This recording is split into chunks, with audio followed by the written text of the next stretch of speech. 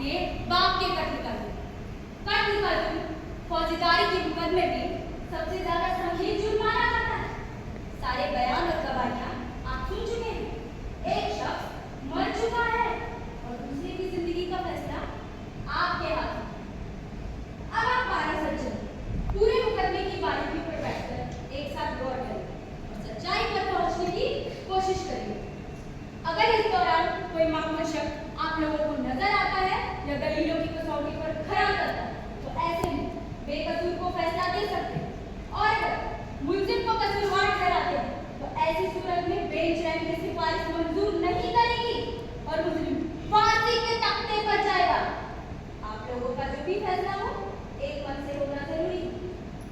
मुझे उम्मीद है आप सब पूरी संजीदगी और ईमानदारी के साथ आप अपनी जिम्मेदारी निभाएंगे। धन्यवाद। आइए अंदर आइए।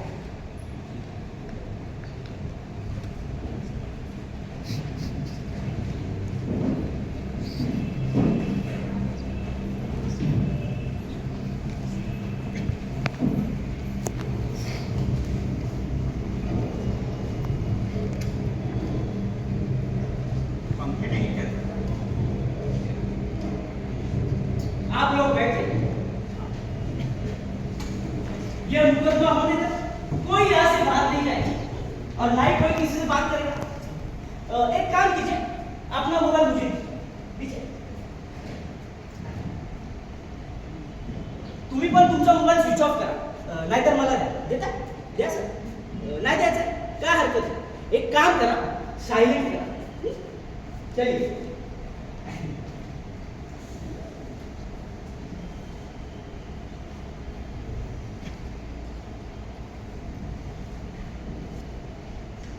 चलिए। तो भाई साहब अब जल्दी शुरू किया जाए। हाँ, और जल्दी से जल्दी खत्म किया जाए। मेरा ख्याल है सभी को बहुत काम भी होंगे। नाही थोडं थांबूया, आपल्याला एकदम 2 नंबर लेंगे। अरे आ गए भाई साहब, सब बढ़िया। क्या हम लोगों को सीरियल ऑर्डर में नहीं बैठना चाहिए? क्या सीरियल नंबर जी मेरा ख्याल बैठना चाहिए। इस केस के बारे में आपकी राय क्या है? मुझे तो बहुत इंटरेस्टिंग लगा। मैं तो कहता हूँ हम बहुत लकी है कि हमें मर्डर केस मिला है। मैं तो डर रहा था कहीं चोरी भी धोखाधड़ी का केस ना पल्ले पड़ जाए, वरना बोर हो जाते। वाकई कमाल है। और वो चाकू वाला किस्सा बकवास। मजे की बात तो ये है कि एक कोशिश की जाती है कि पढ़े लिखे समझदार लोग उस पर यकीन भी करें। और कर ही क्या सकते हैं ये लोग? साले गंदी नाली के कीड़े जो ठहरे। जी हाँ, ये तो है ही। ठीक है, आप लोग बैठ जाइए। अरे भाई साहब, मैंने सिनेमा के टिकट ले रखे हैं, आज आखिरी शो, थोड़ा जल्दी कीजिए। 2 टिकट है मेरे पास। जूती दिखी? अच्छा बताइए कैसे कहाँ बैठना है हमें? आपण सीरियल ऑर्डर मध्ये बसू। हिंदी हम सब सीरियल ऑर्डर में बैठते हैं, मतलब 1 2 3 4 5 6 7 8 और इसी तरह से 12 तक। अगर आप लोगों को ऐतराज ना हो तो अरे पर इससे क्या फर्क पड़ जाएगा? I think it is reasonable to sit according to numbers. चलिए बैठिए।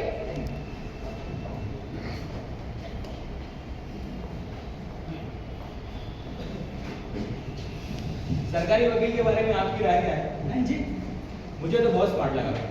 उसने ना एक के बाद एक लॉजिकल सीक्वेंस में अपने पॉइंट्स रखे कि बेचारे डिफेंस काउंसिल की धज्जियां उड़ाकर रख दी।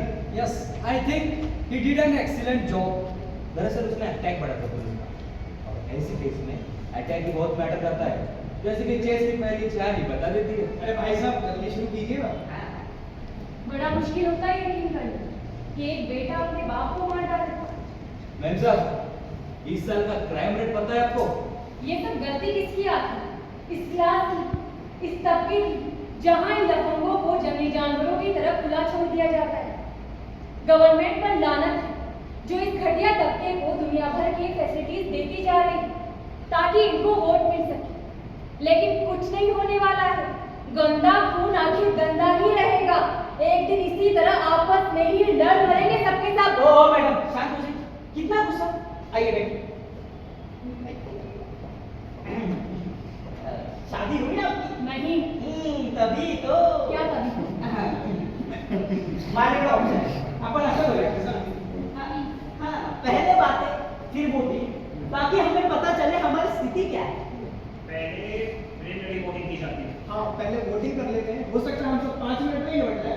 ये सब आप लोगों पर है। बस याद रखने वाली बात होगी कि ये एक फर्स्ट डिग्री मर्डर केस है। अगर हमारा फैसला गिनती का, तो हम मुलजिम को फांसी के तख्ते पर पहुंचा रहे हैं। I think you all know that. Come on, let's vote. ठीक है, ऐसा कोई है जो वोट नहीं देना चाहता? जो लोग कसूरवार के पक्ष में हैं, वो हाथ उठाइए। 1 2 3 4 5। ओ भाई, बात क्यों है? एक हटाइए। हाँ, जेब में फिर से गिनती शुरू करनी पड़ेगी। 1 2 3 4 5 6 7 8 9 10 11। बेकसूर बस ये, यानी 11 कसूरवार और एक बेकसूर। तो अब क्या किया जाए? मेरा ख्याल है बातचीत। बातचीत पर क्यों? सुनिए, क्या आपको वाकई लगता है वो बेकसूर है? पता नहीं, लेकिन हो सकता है। I mean let's be reasonable. उस वक्त आप भी अदालत में थे और आपने भी वो सब कुछ सुना है जो हमने सुना है। वो आदमी एक खतरनाक कातिल है। क्या आपको पता नहीं? आदमी, उसकी उम्र सिर्फ 19 बरस है। तो ठीक है, 19 बरस भी बहुत होता है। उसने अपने बाप का खून किया है। उसके सीने में खंजर भोंका है 4 इंच गहरा। देखिए बिल्कुल साफ बात। मैं तो पहले दिन से ही कंफ्यूज। कौन नहीं था?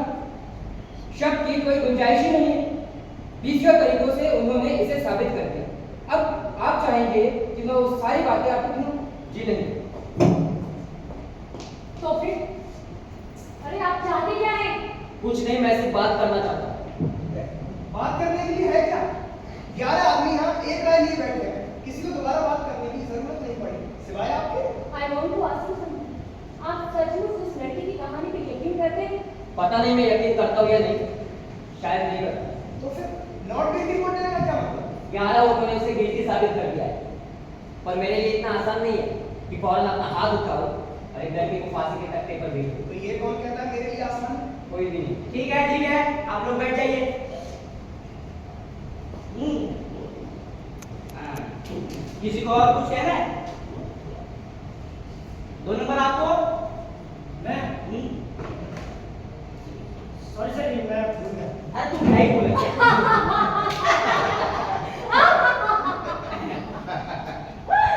इसी बात पे मैं सब लोगों को कुछ सुनाती हूँ। क्या? कल मैंने एक बड़ा मजेदार लतीफा सुना। लतीफा सुनाओ। रुकिए, रुकिए। हम यहाँ आपका लतीफा सुनने के लिए नहीं बैठे। अच्छा, तो आप बताइए ना कि हम लोग यहाँ किस लिए बैठे हैं? बताइए। यहाँ पर एक लड़के की जिंदगी का सवाल है, जिसकी अब तक की उम्र ठोकरे का कर गुजरी। उसकी परवरिश शहर के सबसे गंदे इलाके में झोपड़पट्टी में हुई। 9 साल की उम्र में उसकी माँ उससे छिन गई, और जब उसका बाप चोरी के जुर्म में जेल भुगत रहा था, तब ये लड़का यतीम खाने में अपने दिन काट रहा था। जिंदगी की ऐसी शुरुआत को आप खूबसूरत नहीं कह सकते। और बाकी सारी बातें आपको पता है, आपने कोर्ट में सुनी। इन सारी तकलीफों में इस लड़के ने अपने जिंदगी के 19 साल गुजारे, और हो सकता है कि इस पूरी भी ना कर। मैं समझता हूँ कि उसके प्रति कुछ कम से कम शब्दों के कर्जदार तो हम हैं। हम पर उसका कोई कर्ज नहीं है mister. He got a fat tire weekly. और आप क्या सोचते हैं कि मुकदमे में कितना खर्च आता है? He is lucky he got it. देखिए, हम लोग बच्चे तो हैं, सब के सब पढ़े लिखे और समझदार लोग हैं। हम सब ने मुकदमा सुना है, फैक्ट सुने हैं। इसीलिए अब आप हम लोग से उम्मीद मत रखिए कि हम लोग उस लड़के की बात पे विश्वास करेंगे जिसके बारे में हम सब कुछ बताएं कि वो क्या है। मैं बहुत अच्छे से जानती हूँ ऐसे लोगों को। इनकी बातों पे बिल्कुल भी विश्वास नहीं किया जा सकता। इनकी तो सारी कौम ही पैदाइशी झूठी और मक्कार होती है। मैम, जाति को क्या बोलना था? किसी ने ब्लैक स्पॉट बोला। मैंने आपकी कौन निकाली तो?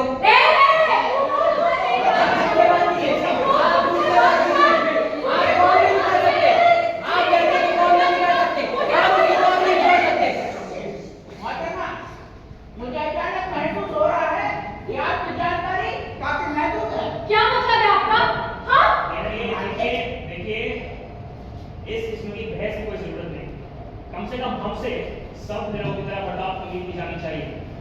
If we are going to discuss this case, let's discuss facts. सही कहा। अगर ये भाषा हमसे सहमत नहीं है तो वजह बताइए। हो सकता है इन्हें किसी किस्म की कोई कंफ्यूजन हो तो हम उसे दूर कर सकते हैं, है कि नहीं? एक मिनट। इन साहब को हमें कन्विंस करना है कि अब सही है या गलत। अगर और ऐसा होता है तो हम सब मिलके एक एक दो मिनट ले सकते हैं अपनी बात रखने के लिए। हाँ, बहुत अच्छा सुझाव दिया है। यही करते हैं हम। चलिए आप लोग बैठ जाइए। सबको 2-2 मिनट का वक्त ठीक रहेगा? अरे बिल्कुल ठीक रहेगा, आप जल्दी शुरू कीजिए। ठीक है, आप ही से शुरुआत करते हैं, बोलिए। लेकिन मुझे लगता है हमें सीरियल ऑर्डर में करना चाहिए। ये भी ठीक। तो चलिए शुरू करते हैं सीरियल ऑर्डर। पहला नंबर आप क्या उधर क्या देखो? ओ बोलिए। मैं तो मैं क्या कहूँ? दरअसल शब्दों में कहना मुश्किल है, लेकिन मुझे ऐसा लगता है कि लड़का गिल्टी है। इसे और कुछ साबित भी नहीं किया है ना? किसी और को कुछ साबित करने की जरूरत भी नहीं है। साबित करने की जिम्मेदारी प्रोसिक्यूशन की होती है, मुलजिम को कुछ कहना नहीं होता, यही कानून है। आपने तो सुना ही होगा। नहीं, सुनिए मिस्टर राजनगर, आपने ठीक से नहीं सुना। मैंने कहा मुझे ऐसा लगता है कि ये लड़की गिल्टी है। ठीक है, काफी है। ये कुछ पॉइंट्स है जो मैं बताना चाहूंगा बिना किसी पर्सनल फीलिंग के। मैं सिर्फ फैक्ट्स के बारे में बात करूंगा, सिर्फ फैक्ट्स। नंबर 1, हम उस बूढ़े आदमी को देखते हैं जो उसी बिल्डिंग में फर्स्ट फ्लोर पर रहता है, ठीक उसी फ्लैट के नीचे जिसमें कत्ल की वारदात हुई। उसका कहना है कि कत्ल वाली रात 12:10 पर उसे ऊपर से आती हुई कुछ आवाजें सुनाई दी। वो आवाजें उसे लड़ाई झगड़े की लगी। फिर उसे लड़के की गुस्से भरी चीख सुनाई दी, मैं मार डालूंगा तुझे। उसके 2 सेकंड के बाद उसे किसी के फर्श पर जोर से गिरने की आवाज सुनाई दी। आवाज सुनते ही वो दरवाजे की तरफ दौड़ा। दरवाजा खोला और उस लड़के को सीढ़ियों से उतरकर बाहर भागते हुए देखा। फिर उसने पुलिस को कॉल किया। पुलिस को ऊपर वाले कमरे में एक लाश मिली जो उस लड़के के बाप की थी और जिसके सीने में चाकू घुसा हुआ था। देखिए महाशय, जहां तक व्यक्तिगत संवेदना का सवाल है, मुझे भी उतनी हमदर्दी जितनी आपको है। मुझे पता है उसकी उम्र सिर्फ 19 साल है, लेकिन जो कुछ उसने किया है उसकी कीमत उसे हर हाल में चुकानी पड़ेगी। मैं आपके साथ हूँ, मेरे साथ। पर मैं आपके साथ नहीं हूँ। मैं केवल और केवल फैक्ट्स के साथ हूँ। अपने बचाव में इस लड़की ने जो बयान दिया है मुझे बेहद कमजोर नजर आता है। लड़की का कहना है कि कत्ल की रात वो वहां था ही नहीं और एक फिल्म देखने गया, जबकि उसके 1 घंटे बाद उसे ये भी याद नहीं था कि फिल्म का नाम क्या है। अरे उसे तो ये भी याद नहीं था कि फिल्म में कौन कौन कर रहे हैं। राइट, सुना आप लोगों ने? और ऐसा भी कोई नहीं जिसने उसे सिनेमा हॉल के अंदर या बाहर आते जाते देखा। और वो औरत जो सड़क के उस पार सामने वाले मकान में रहती है, अगर उसकी गवाही कुछ साबित नहीं कर सकती है तो कोई कुछ भी नहीं कर सकता। बिल्कुल ठीक, सिर्फ वो औरत ही है जिसने सब कुछ अपनी आंखों से देखा है, इस कत्ल के चश्मदीद गवाह। अरे भाई अपने अपनी बारी से बोलिए। 1 मिनट, आप बोलिए। एक औरत जो बिस्तर पर लेटी किसी नींद नहीं आ रही, गर्मी की वजह से उसकी जान निकल गई। You know what I mean? वो औरत अपने बिस्तर से उठ के खिड़की के बाहर झांकी और सड़क के उस पार देखी।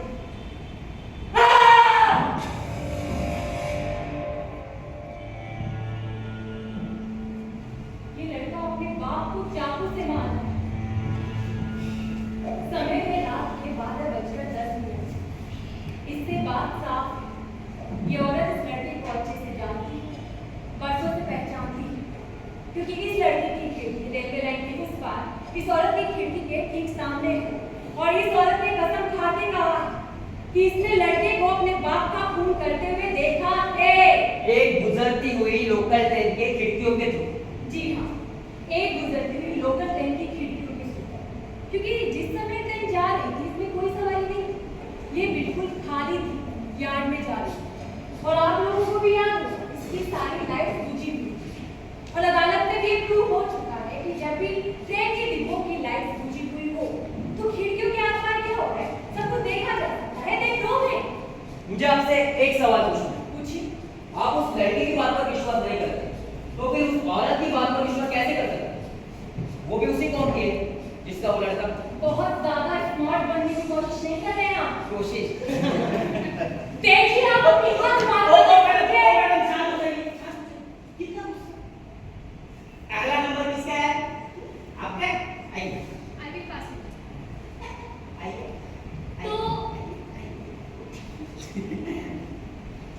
तो जहाँ तक मेरी बात है, शुरू से ही मेरा मतलब मुकदमे के शुरू से मैं कन्विंस होना शुरू हो गई। दरअसल मैं इन सब के पीछे एक चीज ढूंढ रही थी, motive, and I think that is very important, क्योंकि मोटिव नहीं है तो इस केस में कुछ भी नहीं है। बहरहाल जो उस लड़के के पड़ोसी हैं, जो उसी बिल्डिंग पे उसी फ्लोर पर रहते हैं, उनकी गवाही बहुत पावरफुल है, बहुत मायने रखती है। उनके मुताबिक कत्ल वाली शाम बाप और बेटे के बीच कुछ लड़ाई वगैरह हुई थी। मेरे ख्याल से शाम 7 बजे, अगर मैं गलत नहीं हूँ तो। 1 मिनट मैम, शायद आप बोल रहे हैं 7 बजे नहीं 8 बजे। जी बिल्कुल ठीक। 8 बजे उन्होंने कुछ ऊंची ऊंची आवाजें सुनी, लेकिन बहस का मुद्दा क्या था, बाप बेटे एक दूसरे से क्या कह रहे थे, ये उन्होंने नहीं सुनी। फिर उन्होंने 2 थप्पड़ों की आवाज सुनी जो कि बाप ने बेटे को मारी, और उसके फौरन बाद लड़के को घर से बाहर जाते देखा। इससे क्या साबित होता है? कुछ नहीं, लेकिन ये भी पूरी तस्वीर का एक हिस्सा है। मैं बस आपको इतना बताना चाहती थी, इससे कुछ साबित तो नहीं होता। नहीं, शायद अब ये कहना चाहते हैं कि इससे कत्ल की वजह साबित होती, पर मुझे नहीं लगता कि ये कोई ठोस वजह। ये लड़का अपनी जिंदगी में इतनी बार थप्पड़ खा चुका है कि ये बात उसके लिए बिल्कुल आम थी, और मुझे नहीं लगता कि सिर्फ 2 थप्पड़ों की वजह से वो अपने बाप का कत्ल करने पर उतर हो जाएगा। पर हो सकता है वो आखिरी 2 थप्पड़ हो जहाँ सबकी तनाव खत्म हो जाती है। Everyone has a breaking point. आपको और कुछ कहना है? नहीं, तो आइए। अब तो मैं घर तक छोड़ने जाओगे। ठीक है, आप लोग बैठ जाइए। आपको कोई पॉलिटिकल ठीक है, ठीक है। अगला नंबर किसका है? आपका है? बोलिए बोलिए। मैं नहीं जानता कि मैं क्या कहूँ। तो मत करिए। देखिए, वास्तव में सब कुछ कहा जा चुका है। अब चाहे तो जिंदगी भर बात करते रहिए, पर बात तो वही रहेगी। क्या? मेरा मतलब लड़का दोषी है। उसके रिकॉर्ड देखिए आप। 10 साल की उम्र में उसने अपनी मैडम को थप्पड़ मारा और उसे बच्चों की अदालत में सजा भी दी गई। 15 साल की उम्र में उसे क्या कहते हैं? सुधार गृह। हाँ, आई मीन रिफॉर्मेटरी स्कूल में बंद किया गया। अच्छा, उसने कार चलाई, कई धंधे फंदे किए और अपनी उम्र के किसी लड़के पर 2 बार चाकू चलाने के जुर्म में गिरफ्तार हुआ। चाकू चलाने में अपराध है, ये तो आप सब जानते ही हैं। तो देख लीजिए कितना काबिल और भला है आपका ये लड़का। 5 साल की उम्र से लेकर अब तक उसने अपने बाप से मार खाई, और एक आध थप्पड़ नहीं, बाप उसे लात घूंसे से मारता। उसकी जगह अगर मैं होता तो मैं भी यही करता, ऐसे कमीने लड़के के साथ। क्या आप इस मारपीट को कत्ल का मोटिव नहीं करेंगे? मैं कुछ कह नहीं सकता। हाँ, मगर इतना जरूर कहूंगा कि उस मारपीट की वजह से ये गुस्से और झगड़ा लड़का बन गया। अरे हम फिर में मतलब की बात करने लगे। हम यहाँ ये फैसला करने बैठे हैं कि लड़के ने कत्ल किया है या नहीं किया है। उसकी परवरिश कहाँ और कैसे हुई है, इसके कारण ढूंढने की जरूरत नहीं है हमें। उसकी पैदाइश एक स्लम एरिया में, एक पिछले तबके में हुई। ऐसे माहौल में अपराध और अपराधी जन्म लेते हैं। ये मैं जानता हूँ, ये आप सब लोग जानते हैं। ये बात किसी से छुपी हुई नहीं। ऐसे माहौल के बच्चे हमारे सभ्य समाज के लिए बहुत बड़ा खतरा है। इस बात से दुनिया वाकिफ है। मैं आपकी बात से सहमत हूँ। ऐसे माहौल में सिर्फ गंदगी पैदा होती है, कीड़े पैदा होते हैं, रेंगते हुए कीड़े। Hold it! मेरी पूरी जिंदगी स्लम में गुजरी है। उसी गंदे माहौल में जी हूँ मैं, उसी गंदी नालियों में खेली हूँ। तुम्हारी हिम्मत कैसे ऐसे बोलने की? हाँ, आवाज खाली कर भगवान है।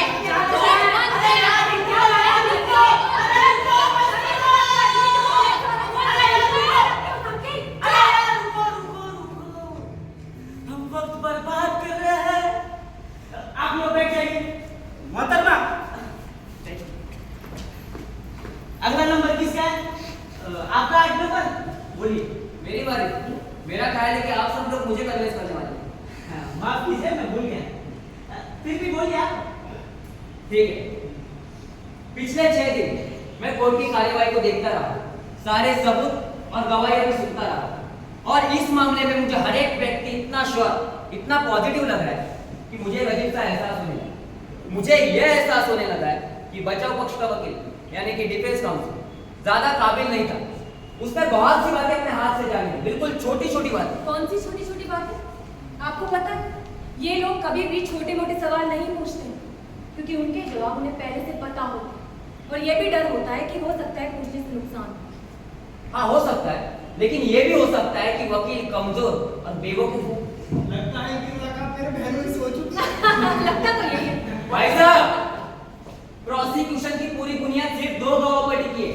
मान लीजिए अगर वो भी गलत हो तो? मान लीजिए अगर गलत हो तो इसका मतलब क्या हुआ? तो फिर किसी भी गवाह को रखने की कोई जरूरत नहीं है। क्या वो गलत नहीं हो सकते? उन्होंने कटघरे में खड़े होकर कसम खाई है, इतना काफी नहीं है। वो सिर्फ इंसान है और इंसान से गलतियां होती है। उस चाकू के बारे में आपका क्या ख्याल है जो आपके इस नन्हे मुन्ने भोले भाले बच्चे ने कत्ल की शाम को खरीदा था और अदालत ने इस बात का इकरार भी किया? उसकी बात कीजिए, उसकी बात क्यों नहीं करता? ठीक है मिस्टर फॉरमैन, मुझे एक बार वो चाकू दे दीजिए।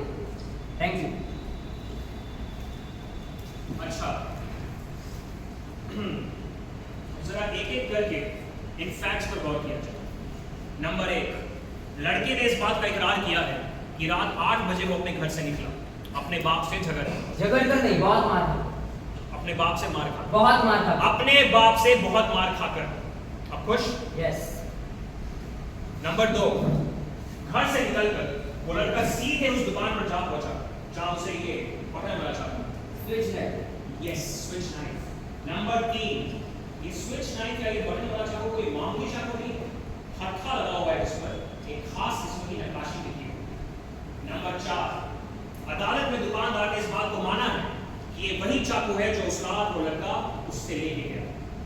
नंबर 5, रात को तकरीबन 8:45 पर ये लड़का एक होटल में दाखिल होता है जहां इसकी मुलाकात अपने 3 दोस्तों से होती है। मैं ठीक हूं ना आपका? बिल्कुल ठीक हो। बिल्कुल। और 9:45 तक यानी तकरीबन 1 घंटा ये लड़का वहीं पर वक्त बिताता है और इसी बीच इसके तीनों दोस्तों ने इस चाकू को पहली बार देखा। नंबर 6, अदालत में इन तीनों दोस्तों ने इस बात का इकरार किया है कि ये वही चाकू था जो उस रात इन लड़कों ने अपने दोस्त के पास रखा। और नंबर 7, रात को तकरीबन 10 बजे ये लड़का अपने घर और बस यही से इस लड़के की कहानी और पुलिस के बयान में फर्क पैदा हुआ। लड़के का कहना है कि वो रात तकरीबन 11:30 बजे तक अपने घर पर था। उसके बाद नाइट शो फिल्म देखने चला गया।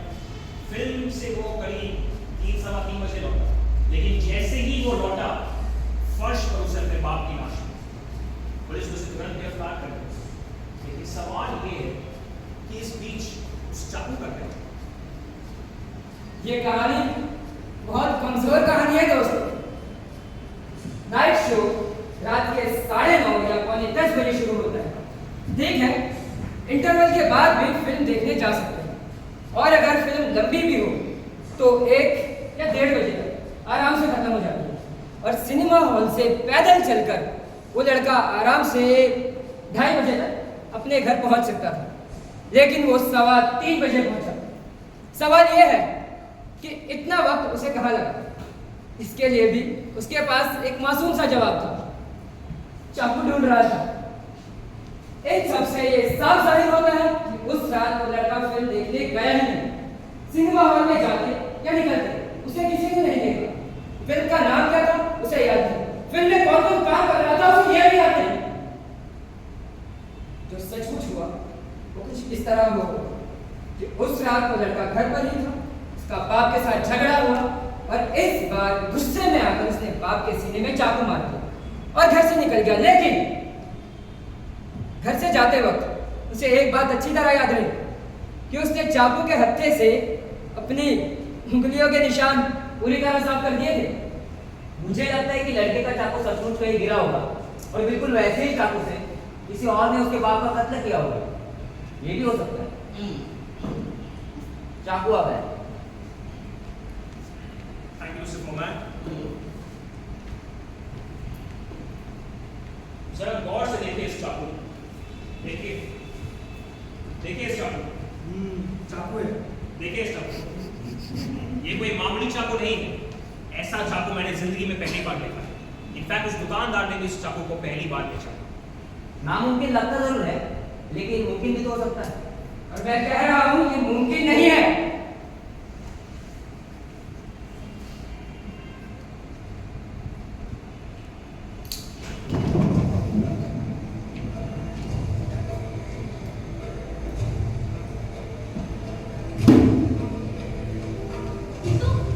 ये तो वैसा ही चाकू है।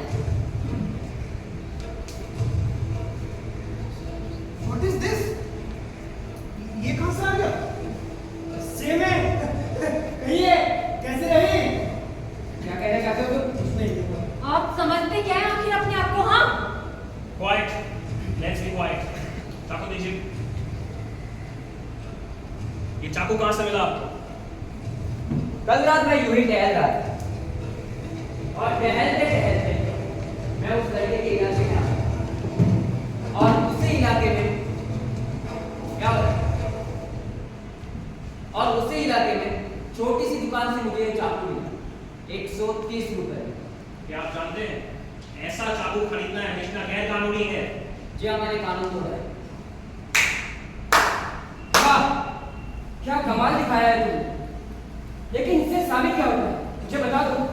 हो सकता है ऐसे 10 चाकू हो, लेकिन इससे साबित क्या होता है? यही कि ऐसे 10 चाकू हो सकते हैं। बहुत बड़ा तीर मार दिया तुमने। अब भी ये बहुत बड़ा संयोग ही माना जाएगा कि किसी और ने बिल्कुल वैसे ही चाकू से कत्ल किया हो।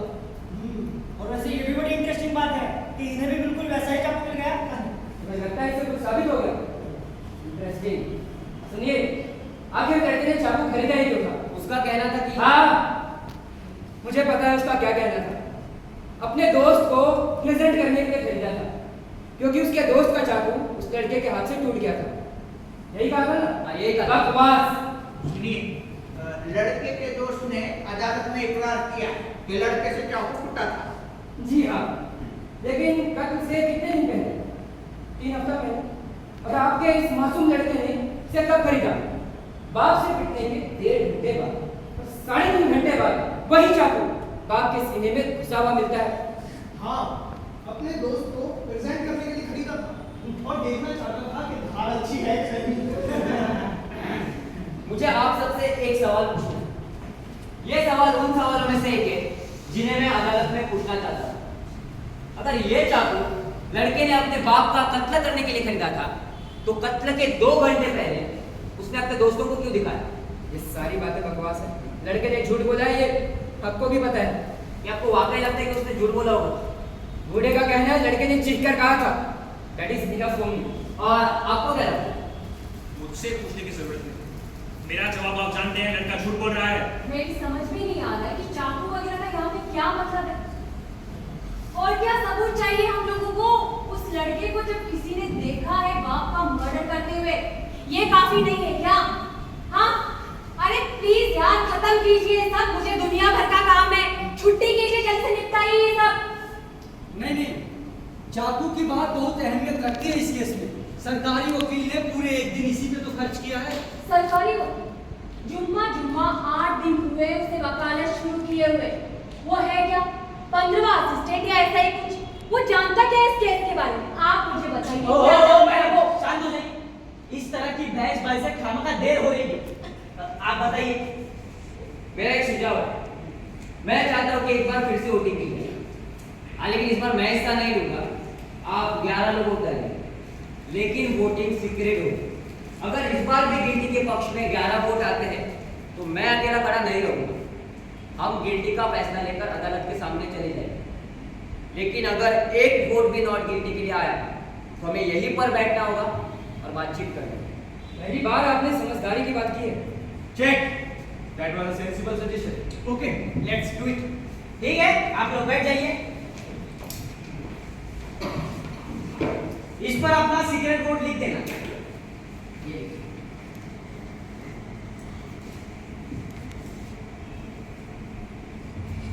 आप वोट नहीं, वोट बनिए। लीजिए।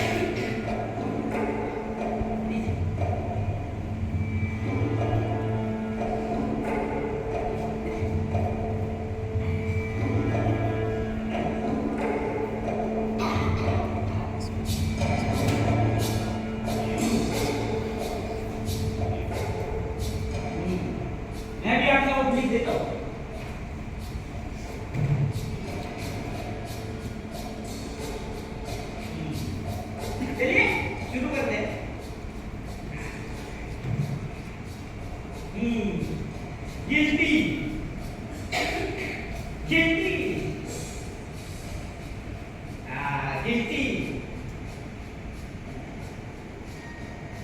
Guilty guilty guilty guilty not guilty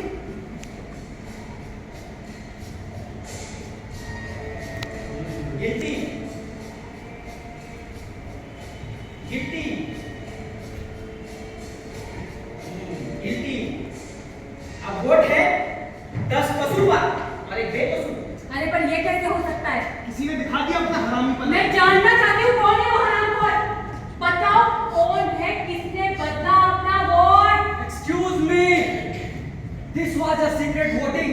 अगर कोई चाहता है कि उसका वोट सीक्रेट रहे तो क्या तो उसे सीक्रेटली रहने देना चाहिए। है धोती है इस बीजेपन की। तुम आदमी हो या इसको कोई चंदा क्यों नहीं देता इस समाज सुधार फंड के लिए? माफ कीजिएगा, मैं कुछ करना चाहूंगा। हमारा मुल्क एक डेमोक्रेटिक मुल्क है और इस मुल्क में हर एक इंसान का हक है कि वो अपना अनपॉपुलर ओपिनियंस भी रख सकता है। अच्छा ये बताइए, आपने अपना वोट क्यों बदल दिया? वोट उन्होंने नहीं बदला, वोट मैंने बदला। नहीं, रहने दीजिए, मैं नहीं जानना चाहूंगा इसकी वजह। लेकिन मैं जरूर बताना चाहूंगा, अगर आपको ऐतराज ना हो तो। Thank you. ये जनाब हम सबके खिलाफ अकेले खड़े हुए। इन्होंने ये नहीं कहा कि लड़का बेकसूर है, लेकिन ये भी अविश्वास नहीं है। मेरा ख्याल है हम सबके खिलाफ अकेले खड़े होना, सबकी शिकायत का सामना करना कोई आसान काम नहीं है, भले ही किसी अच्छे काम के लिए खड़ा हो। इन्होंने एक जुआ किया सपोर्ट की तलाश में, जो मैंने नहीं दिया। आइए साहब, आइए। इनकी मकसद का मैं एहतराम करता हूं। He is man of power. मेरी नजर में लड़का शायद अभी भी गिल्टी है, लेकिन मैं कुछ और बातें भी जानना चाहता हूं। भाई साहब अब बैठिए, आपकी आवाज उन तक नहीं पहुंची। अगर ये भरत मिलाप समाप्त हो गया हो तो हम लोग आगे बढ़े। नहीं, थोड़ा रुकना पड़ेगा। एक सब बाहर गए हुए, उनके लिए रुकते।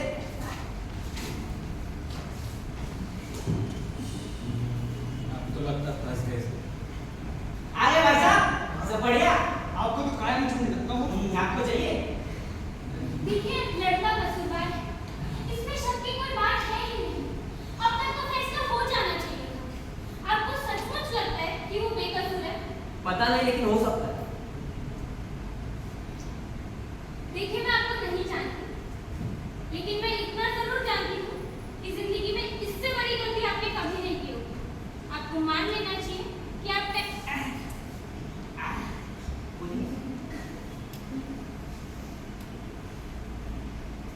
आप टाइम वेस्ट कर रहे हैं। और जहाँ तक मेरी बात है, सोचने की मुझे ज्यादा आदत नहीं, पर चलिए आपके कहने से सोच लेते हैं कि बेटे ने बाप का कत्ल नहीं किया। तो फिर आप भी ये सोचिए कि अगर सचमुच बेटे ने ही बाप का कत्ल किया होगा तो उसकी परेशानी का कारण ये समस्या है। ये बात हम जानते हैं, पर ये बात उसे नहीं पता और न कभी होगी। आप बैठिए। चलिए आगे बढ़ते हैं। हाँ, तो मैं कह मेरा रहा क्या है? सुनो, माफ कीजिए। बैठिए। देखिए वो जरा सी बात है। मैं बस इतना कहना चाहती थी कि 2 मिनट के लिए हम मान लेते हैं कि बेटे ने बाप का कत्ल नहीं किया, तो फिर किसने किया, क्यों किया और उसके पीछे क्या मोटिव हो सकता है? ये भी एक पॉइंट है।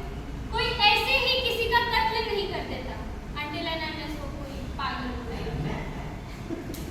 मुझे लगता है कि हम यहाँ पर सिर्फ इस बात का फैसला करने के लिए बैठे हैं कि कत्ल लड़के ने किया है या नहीं किया, किसी और ने किया है, क्यों किया है, इससे हमें कोई मतलब नहीं है। ये जानना पुलिस का काम है। बिल्कुल सही। अगर उस आदमी का कत्ल हुआ, अगर लड़के ने नहीं किया तो किसने किया? मुझे नहीं मालूम। लड़के का बाप कोई सही आदमी नहीं था। मेरा मतलब है कि कोई मॉडर्न सिटीजन नहीं था। वो शराब बहुत पीता था और शराब पीकर लड़ाई झगड़े में बहुत करता था। एक बार उसका झगड़ा किसी औरत के पीछे हुआ था जिसमें उसने किसी का हाथ तोड़ा था।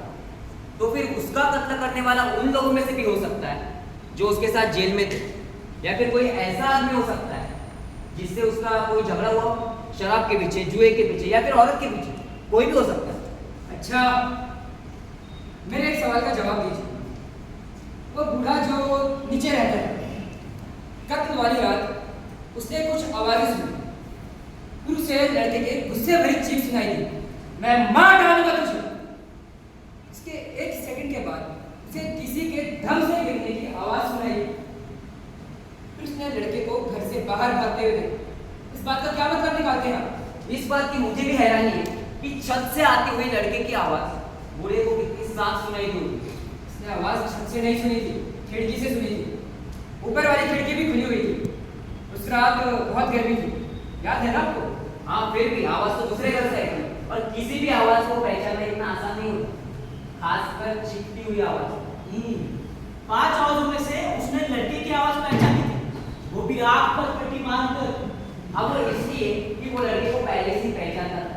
क्या ये मुमकिन नहीं है कि उसने ऊपर से आती हुई कोई आवाज सुनी होगी और उसने ऑटोमेटिकली डिसाइड कर दिया कि ये वही लड़का है?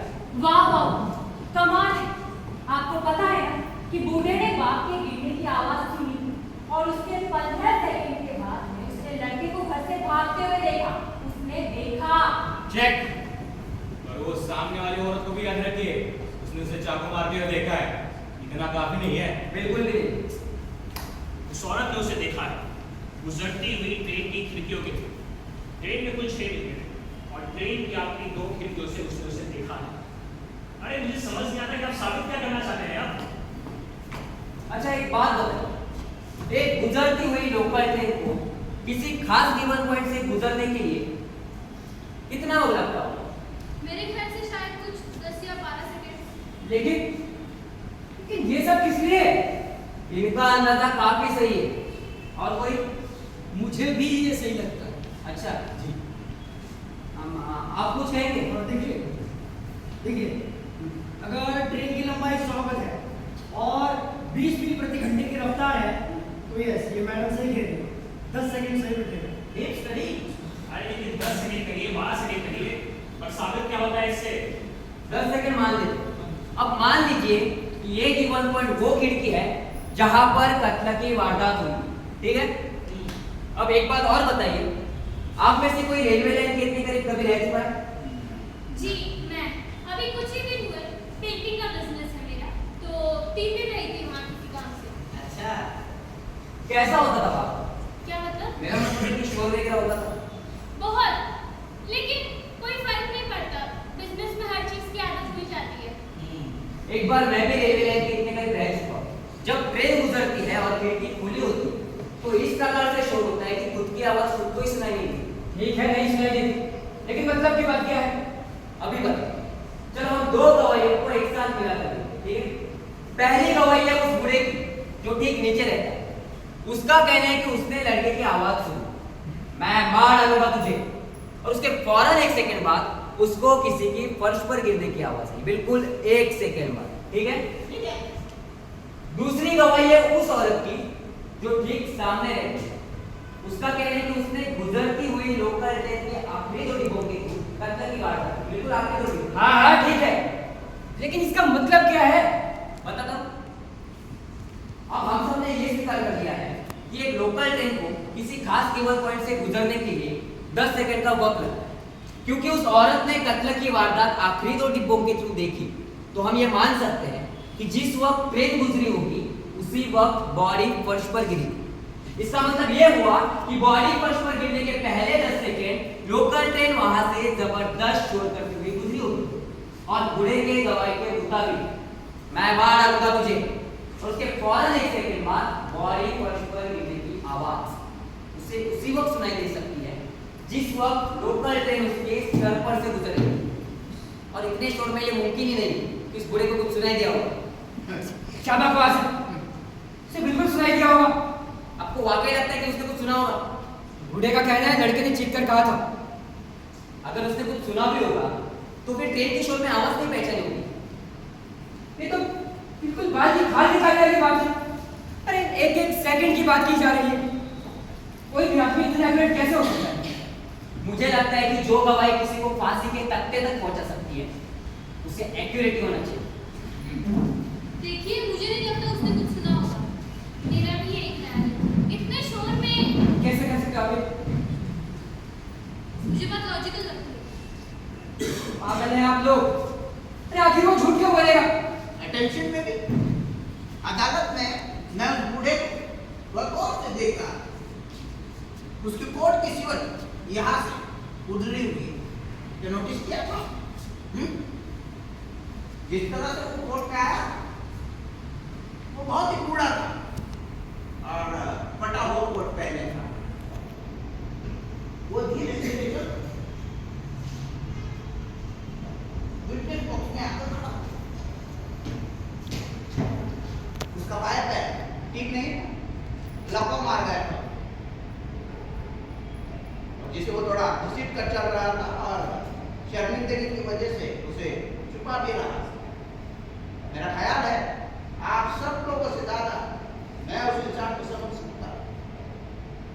वो एक बहुत ही मामूली डरा हुआ गुमनाम सा आदमी है जो जिंदगी में कभी कुछ नहीं रहा, जिसका कहीं कोई जिक्र नहीं होता। 75 वर्ष के बाद भी उसे कोई सलाह नहीं मांगता। इस तरह के आदमी के दिल में एक हसरत होती है कि जिंदगी में कम से कम एक बार तो उसकी बात सुनी जाए, उसे अहमियत दी जाए। और अगर ऐसा मौका उसे मिल जाए तो बहुत मुश्किल है उसके लिए कि वो उसे अपने हाथ से निकल जाए। उस बूढ़े ने इसलिए झूठ बोला कि उसे एक बार इंपॉर्टेंस मिले? जी नहीं, उसने सचमुच झूठ नहीं बोला, लेकिन शायद उसने खुद को ये यकीन दिला दिया कि जो आवाज उसने सुनी है वो उस लड़के की थी। अगर उसने कुछ सुना भी होगा तो फिर ये इतनी आम बात है जिसे हम लोग मुहावरे की तरह। एक मिनट। उस लड़के का जुमला था, मैं मार डालूंगा तुझे। और ये बात उसने पूरी ताकत गुस्से में चीख कर कही थी। जब भी कोई ऐसी बात बोलता है उसका मतलब वही होता है। क्या आपको वाकई लगता है कि लड़का बेवकूफ है जो ऐसी बातें वो चिल्ला कर कहेगा और सारे पड़ोस वाले सुन लेंगे? मुझे नहीं लगता। इसलिए ऐसे तो वो काफी इंटेलिजेंट। इंटेलिजेंट? वो बिल्कुल अनपढ़ और बेवकूफ है। उसे ठीक से हिंदी भी नहीं बोलनी आती है। मैं अपना कोड बदलना चाहती हूँ। अब क्यों मजाक कर रही हैं आप?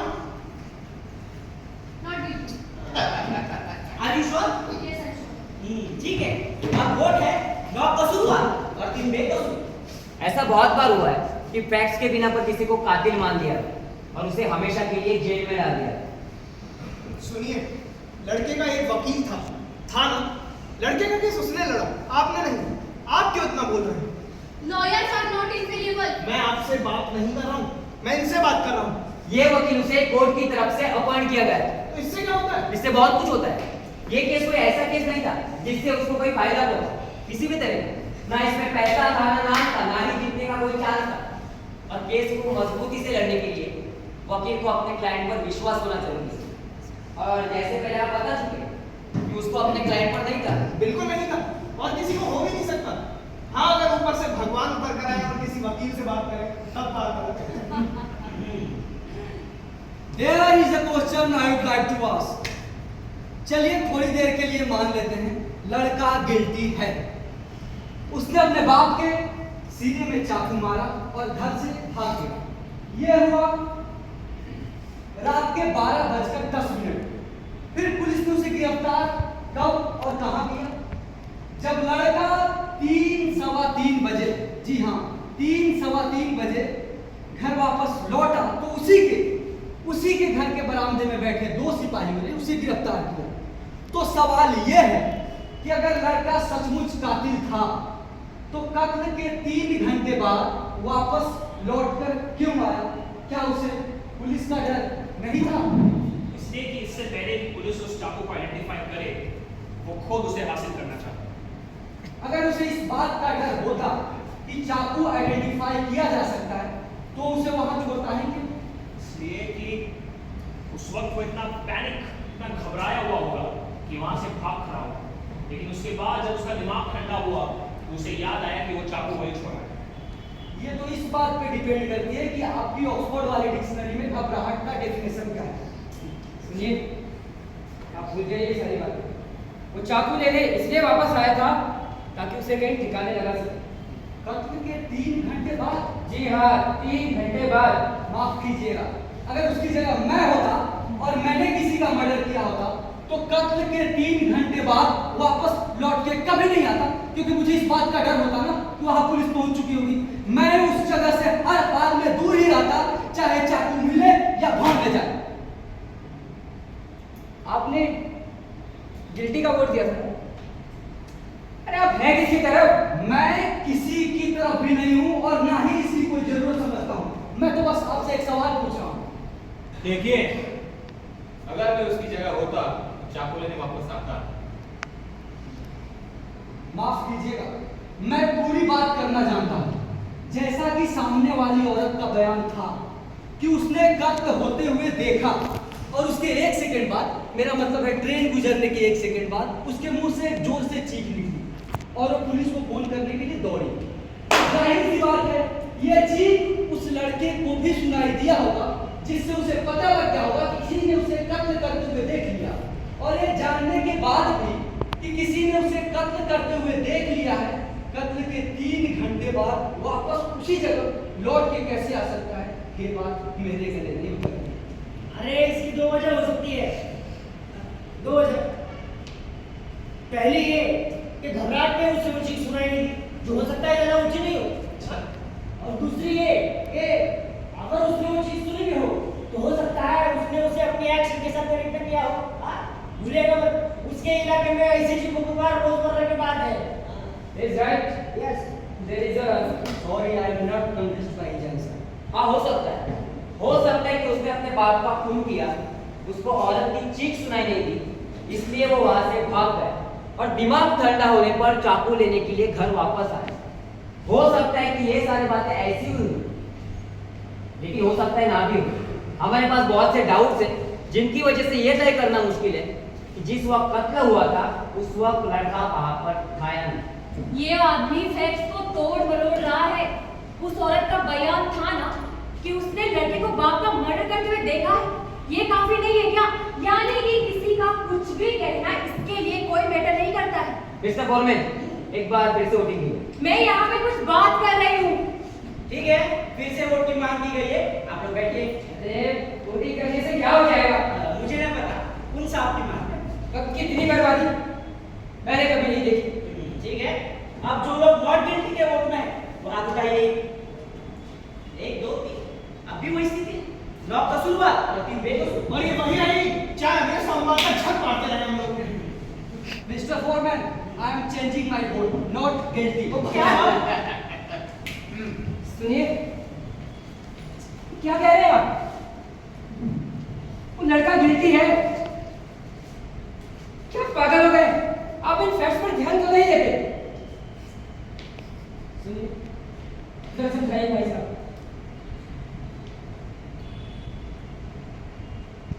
क्या मजाक है? हर आदमी का दिल जैसे तड़प उठा है उस घटिया और निकम्मे लौंडे के लिए। मैं जानना चाहूंगा आपने अपना वोट क्यों बदला? मुझे बताने की जरूरत नहीं है कि मैंने अपना वोट क्यों बदला। मुझे ऐसा लगा कि मुझे अपना वोट बदलना चाहिए, इसीलिए मैंने अपना वोट बदला। ये देखिए, जिस लड़के के बारे में आपने नॉट गिल्टी का वोट दिया है, उसे इसी चाकू से अपने बाप का सीना चाक करते हुए देखा है। ये वो चाकू नहीं है, भूल गया है? ब्रिलियंट। हद होती है पागलपन की। अब तो मदारी की तरह पता नहीं कहां से तरह की चीजें निकालते हैं। आखिर किस बात का यकीन करें हम? और उस बूढ़े आदमी का क्या करें? क्या करें उस बूढ़े का? मान ले बूढ़ा बिस्तर से उठा ही नहीं, उसने दौड़कर दरवाजा खोला ही और उसने उस लड़के को सीढ़ियों से उतरकर भागते हुए देखा ही नहीं। और ये सारी बातें उसने सिर्फ और सिर्फ इसलिए कही कि उसे थोड़ी सी इंपॉर्टेंस मिल जाए, है ना? 1 मिनट रुकिए। क्यों? अब आप बॉलिंग करेंगी? क्या उस बूढ़े ने कहा था कि उसने दौड़कर दरवाजा खोला था? दौड़कर खोला था, चलकर खोला था, इससे क्या फर्क पड़ता है? उसने दरवाजा खोला था। देखिए, जहाँ तक मुझे याद है उसने कहा था कि उसने दौड़कर दरवाजा खोला था। वेट अ मिनट, उसका कमरा बरामदे से कितना दूर था?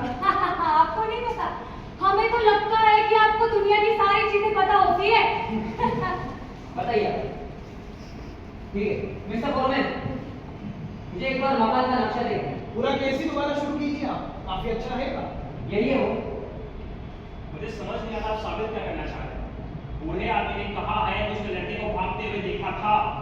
बूढ़े आदमी का कहना है जैसे ही बॉडी फर्श पर गिरी उसको ऊपर किसी के दौड़ते हुए कदमों की आवाज आई, फिर दरवाजा खोलने की आवाज आई और उसी वक्त सीढ़ियां नीचे उतरते कदमों की आवाज आई। वो अपने बिस्तर से उठा और दरवाजे तक पहुंचा। उसका कहना है कि उसको दरवाजे तक पहुंचने के लिए 15 सेकंड से ज्यादा वक्त नहीं लगा। अब अगर कातिल ने फौरन भागना शुरू किया, बाल की खाल निकालने का कंपटीशन हो तो पहला इनाम इन्हीं साहब को मिलेगा। सुनिए मिस्टर, अपने ये स्मार्ट रिमार्क्स देना बंद नहीं करेंगे क्या? जी नहीं, ज्यूरी में बैठने का जो पैसा मिल रहा है उसके बदले आपको सब कुछ सुनना पड़ेगा। तो नक्शा दिखा दीजिए फिर, हम भी तो देखें क्या करेंगे आखिर आप। ठीक है जरा आप नक्शा देखिए। ये देखिए, यह है वो घर जहां पर कत्ल की वारदात हुई थी और ये है बूढ़े आदमी का घर। बूढ़े आदमी का कहना है वो यहाँ से उठा, इस कमरे से इस कमरे में आया, फिर बरामदे में आया और बरामदा पार करके सीढ़ियों तक पहुंचा और यहाँ से उसने लड़के को भागते हुए देखा। मैं लिखूं ना अब तक, बॉडी फर्श पर गिरने के 15 सेकंड के बाद करेक्ट। वो यहाँ सो रहा था अपनी चारपाई पर, इस खिड़की के पास। चारपाई से दरवाजे तक की दूरी है 12 फीट और बरामदे की लंबाई है 31 फीट 6। इसका मतलब ये हुआ कि वो अपने बिस्तर से उठा, फिर 2, 4, 8, 10, 12 फीट चला और दूसरे कमरे में दाखिल हुआ, फिर 12 फीट चला और बरामदे में आया और 31 फीट 6 का बरामदा पार किया। और ये सब काम हुआ फिर 15 सेकंड। एक बूढ़े आदमी के लिए जिस पर लंबे का असर है, काफी लंबा रास्ता है। ओहो, व्हाट आर यू डूइंग? मुझे एक बार ट्राई करके देखो। Thank you. जरा एक कुर्सी दीजिए। देखो, ये देखो, यहाँ पर बूढ़े आदमी यहाँ पर सो रहा था। एक और कुर्सी दीजिए। और यहाँ से 12 फीट पर एग्जैक्टली यहाँ पर दूसरा कमरा शुरू होता है। ठीक है, रखिए। और यहाँ से 12 फीट पर बरामदा है जो कि 31 फीट 6 इंच का है। मैं यहाँ से इस दीवार तक जाऊंगा और वहां से यहाँ तक आऊंगा। ये सरासर पागलपन है। क्यों हम लोगों का टाइम बर्बाद कर रहे हो आप? खतरनाक किया आपके। आपके मुताबिक इसमें सिर्फ 15 सेकंड लगेंगे। वी कैन से जरा घड़ी। ओके, आप जब शुरू करना चाहे जरा पहले से आवाज दीजिएगा। मान लीजिए कि ये बॉडी फर्श पर गिरने की आवाज होगी और उसी वक्त से आप मुझे टाइम दीजिए। बूढ़ा आदमी बिस्तर पर सो रहा है। सोजा राज दुलारी सोजा। ओली बोली चंदारा मागे चंद्र दोबरा गए भाई।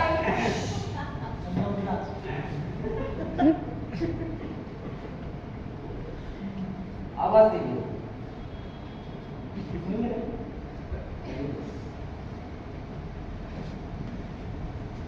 स्टार्ट। ओह कम ऑन, वो इतने धीरे भी नहीं चला होगा। मेरा ख्याल है वो इससे भी धीरे चला। मैं और देख लेता हूँ।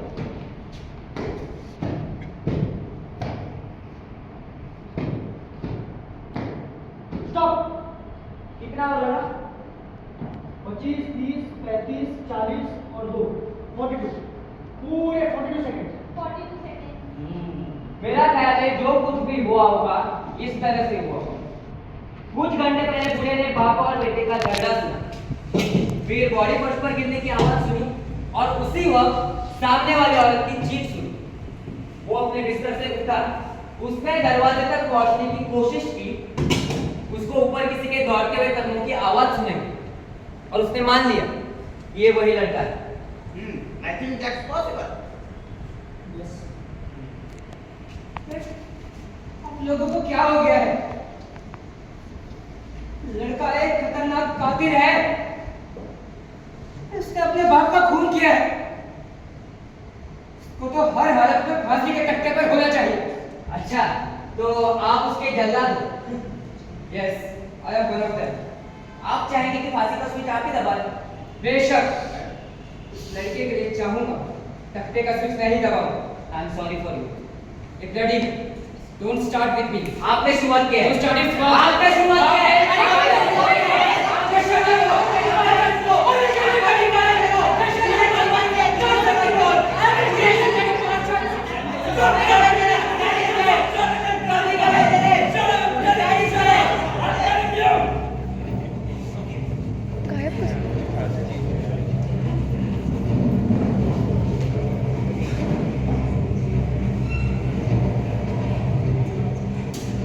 माफ कीजिएगा, हम लोग यहाँ लड़ाई झगड़े करने के लिए नहीं इकट्ठा हुए। हमारे ऊपर एक बहुत बड़ी जिम्मेदारी है, इतनी बड़ी जिम्मेदारी कि इस देश की गवर्नमेंट ने हमें नोटिफाई करके इज्जत से यहाँ इसलिए बुलाया है ताकि हम एक ऐसे लड़के के बारे में फैसला सुना सकें जिससे हमारी कोई जान पहचान नहीं है। इस केस के हार या जीत से हमें कोई नफा नुकसान नहीं होने वाला है। इसीलिए हम लोग अपनी जगह स्ट्रॉन्ग हैं और हमें चाहिए कि ऐसे ही मजबूती से हम डटे रहें। Basically what I am trying to say, we should not make it a personal thing. Thank you. Sure. लगता है बारिश होगी। आपकी जगह आपको गर्मी नहीं लगती? जी नहीं। मुझे लगता है हमें एक और बार वोटिंग कर लेनी चाहिए। हाँ, इसे मध्यवर्ती चुनाव कहते हैं, मिड टर्म पोल। मिस्टर वुमैन, आपका क्या ख्याल है? जो आपका ख्याल वो मेरा ख्याल। ठीक है, मुझे मंजूर है। मैं आप सबको जूरी नंबर के हिसाब से कहूँ। आई वोट फॉर गिल्टी। नंबर 2 और guilty. 3 Guilty. 4 guilty. 5 Not guilty. 6 Not guilty. 7 guilty. 8 Not guilty. 9 not guilty. Number 10 Guilty. 11 not guilty. 12 guilty. 6 to 6 6 to 6। मैं सच कह रही हूँ, हम में से आधे लोगों का दिमाग तो खराब हो गया है, क्योंकि ये लड़का जिस तबके से वो आया है, लड़का किसी भी तबके से आया हो, इससे हमें कोई लेना देना नहीं है। हम यहाँ केस की बात कर रहे हैं और फैक्ट्स की बात कर रहे हैं। फैक्ट्स की ऐसी की तैसी, उन्हें तो जैसी मर्जी हो वोट दीजिए, आप भाड़ में जाए फैक्ट्स। यही बात 1 घंटे से ये साहब आपको समझाने की कोशिश कर रहे हैं।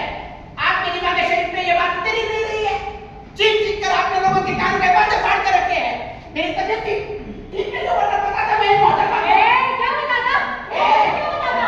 हाँ? आप बैठिए। बात क्या बोल रहे थे? नहीं देखो चुप है। हाँ बेटा। मिस्टर भूमन, बहुत बातें कर रहे हैं। बाहर भी और अंदर भी। कहता है बारिश होगी। अच्छा, ऊपर से कोई मैसेज आया आपके पास? ये बताइए, आपने अपना वोट क्यों चेंज कर दिया? वो मुझे महसूस हुआ। आपकी टांगें इतनी कमजोर है कि फैसले पर खड़े नहीं रह सकते आप। देखिए, आप गलत सोच रहे हैं। बहुत ऐसी डिटेल्स हैं जो हमारे सामने पहली बार आई है। डिटेल यूं कहिए ना कि आप भी हवा के साथ फड़फड़ा गए हैं। रोक था गई सारे इंटेलेक्चुअल्स का। सुनिए मोहतरमा, आप जो है ना जरा ठीक से बात ओ कम ऑन, आप भी उन्हीं में से ही है ना जो एक दूसरों को 1000 मिलते हैं नहीं? करो। सुनिए मोहतरमा, आप जरा ठीक से बात कीजिए, वरना क्या? हाँ? वरना मैं अपनी सुन लूंगा। नमस्ते। ये पंखे क्यों नहीं चल रहे हैं भाई?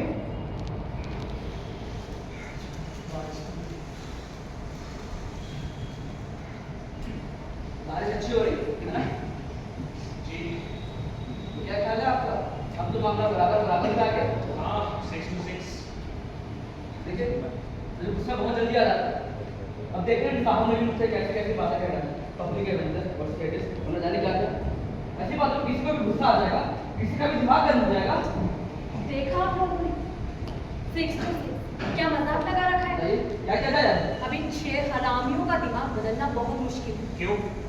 इनमें से 5 तो दिमाग बदल चुके हैं ऑलरेडी, तो बाकी को नहीं बदल सकते। कैसे? लॉजिक से, गालियों से नहीं। लॉजिक? Oh my God. सुनिए आप, इनकी बात सुनिए। सिर्फ एक यही है कि यहाँ पे कायदे की बात कर रहे हैं। मुझे लगता है कि हमें क्विट कर लेना चाहिए। क्या कह रहे हैं आप ये सब लोग अचानक ऐसे बिहेव कर रहे हैं जैसे कि सबके सब बहुत बड़े मिशन पे मिले। अब इनमें में से एक नहीं टूटने वाला। हमारी सारी कोशिशें बेकार जाएंगी। इसीलिए हमें अदालत के पास चलना चाहिए और हम ज्यूरी डिक्लेयर कर देना चाहिए कि कोई फैसला नहीं हुआ, वरना कसम रात भर हम यहीं अटके रहेंगे। और मेरा दिमाग इतना फालतू नहीं है कि यहाँ बैठे बैठे इसे फोड़ती रहूं मैं। झालक की बात मैंने आज तक नहीं सुनी। अरे अपने अदालत में हर दिखाया है। You can't just quit. क्यों नहीं कर सकती मैं? जैसे बेईमानी है। अरे अगर मुझे लगता है कि नॉट गिल्टी और गिल्टी रहती। I voted guilty because I think he is guilty. अच्छा ठीक है, कोई पहुंचने वाला नहीं है इससे, खत्म कीजिए इसको। ये चाहते क्या है आखिर? मैंने तो इन्हें अपनी ऑनेस्ट राय बताई है। I know but still. Excuse me, मुझे लगता है आपने ज्यादा ही सोच रहे हैं। No I don't. ठीक है, चलिए आगे बढ़ते हैं। अब यहाँ बैठे रहना बेकार है, क्योंकि इसका कोई नतीजा नहीं मिलेगा हमें। मैं अभी अदालत के पास जाने के लिए और हम ज्यूरी डिक्लेयर करने के लिए तैयार हूँ। मेरा भी यही ख्याल है। चलिए चलते हैं। हाँ। लड़के की किस्मत का फैसला दूसरे बार आदमी कर लेंगे। मुझे नहीं लगता कि अदालत अभी हम जुरी एक्सेप्ट करेगी। अभी हमने ज्यादा वक्त भी तो नहीं लिया। तो ठीक है, अभी पता कर लेते हैं। मैं इनके पक्ष में नहीं हूँ। हाँ, क्योंकि आप जानते हैं दूसरी ज्यूरी उस लड़के को नहीं छोड़ने वाली। कम ऑन, वी आर हम। अब कोई अपना फैसला नहीं बदलने वाला। चलकर बता दीजिए अंदर। अरे यार बस कीजिए। क्या 2 मिनट के लिए भी बिना झगड़े के रह नहीं सकते? हाँ? बैठिए। अगर आपको कोई एतराज ना हो तो मुझे कुछ कहना है। प्रोसिक्यूशन का बहुत इंपॉर्टेंट पॉइंट ये था कि फिल्म देखने के 1 घंटे बाद लड़के को फिल्म का नाम याद देखा। उसमें कौन कौन काम कर रहा था ये कुछ को याद नहीं। इन साहब ने भी ये बात बहुत बार दोहराई है। बेशक लड़के के पास केवल एक ही बहाना है और वो भी बेहद कमजोर। ऐसी कोई डिटेल्स नहीं है जो इस बात को बैक करती है। माफ कीजिएगा, लेकिन अगर आप उस लड़के की जगह पर होते और अपने बाप से थप्पड़ खाने के बाद ऐसे तनाव भरे एक्सपीरियंस से गुजरे होते तो आप ये सब डिटेल्स याद रख पाते। खास बातें तो याद रख सकता हूँ, उसे याद नहीं थी क्योंकि वो फिल्म देखने गया ही नहीं। पुलिस के बयान के मुताबिक उसकी सारी पूछताछ उसके बगल वाले कमरे में की गई जहाँ पर उसके बाप की लाश थी। तो ऐसे तनाव भरी स्थिति में आप ये सब डिटेल्स याद रख पाते? I do. Under great emotional stress. Under great emotional stress. Well, लेकिन अदालत में उसे फिल्म का नाम याद आ गया। उसने ये भी बताया था कि उसमें कौन कौन काम कर रहा है। उसकी वकील ने उसे सिखाकर बयान करवाया। किसी वकील के लिए कोई आसान काम नहीं है। वकील के पास 3 महीने और इन 3 महीनों में उसने उस लड़के को सब कुछ बता दिया कि किस थिएटर में कौन सी फिल्म कितने बजे लगी है। सारी बातें बता दी उसे। मैं तो एतबार करूंगा उस पुलिस वाले का जिसने उस रात उस लड़के का बयान दिया। मुझे आपसे एक पर्सनल सवाल पूछना। Go ahead. कल रात आप कहाँ थे? कल रात में अपने हरबर्ट ऑफिस और परसों रात को? Oh, come on, क्या चल रहा है ये सब? It's all right. परसों रात हाँ मैं ऑफिस था, उसके बाद सीधा घर चला गया। और उसकी पिछली रात को? उसकी पिछली रात मंगल की रात है। यस। मंगल रात हाँ मैं देश का टूर्नामेंट खेल रहा था, उसके बाद मैं घर चला गया। और सोमवार की रात को? सन 42 के भारत छोड़ो आंदोलन तक पहुंच जाए तो मुझे बता दीजिएगा। आप बताइए, discipline. Monday night yes. Monday night हाँ मैं फिल्म देखने गया था अपनी वाइफ के साथ, the journey with my on was very great. सुनिए मिस्टर, मैंने भी वो फिल्म देखी है। उस फिल्म का नाम था travel with man, not a journey with man. हाँ भाई ट्रैवल जर्नी। ओके, और उसमें कौन कौन काम कर रहा था? Barbara land. Barbara land? Small and clear. Are you sure land? Barbara link land something. Barbara link. और इसके अलावा? इसके अलावा काफी नए लोग। I think they were newcomers. और उस वक्त आप इमोशनल स्ट्रेस में नहीं थे, right? No I was. Thank you. I think the point is made. Big point, सब लोग नोट कर लीजिए इसे। Very big point. I think it is a big point. क्या सिर्फ इसीलिए कि इन्हें 1-2 फिल्म स्टार्स के नाम याद नहीं, तो इससे ये साबित हो गया कि लड़का फिल्म देखने गया था? जी नहीं, लेकिन इसे ये जरूर जाहिर हो गया कि कोई भी ये साबित नहीं कर सकता कि वह लड़का फिल्म देखने नहीं गया था। जैसे कि इंसान के लिए कुछ डिटेल भूल जाना नॉर्मल है, उस लड़के के लिए भी बिल्कुल नॉर्मल है। आप तब तक बोलते रहिए जब तक आपकी जुबान जमीन पर ना लटकने लगे। वो लड़का गिल्टी है। बेगैर तू बेगैरत है, बैठ चुपचाप से। सुनिए, मिस्टर भूमर, क्या मैं वो चाकू देख सकता हूँ? सब वही पे एक्टिव है 6 to 6 पे। किसी के पास कोई सुझाव है? मेरे पास है एक सुझाव। हम सबके लिए बढ़िया सा खाना मंगवाया जाए, ठीक है? 1 घंटा और दिया जा सकता है। मुझे कोई एतराज नहीं, रात भर ही रुकते।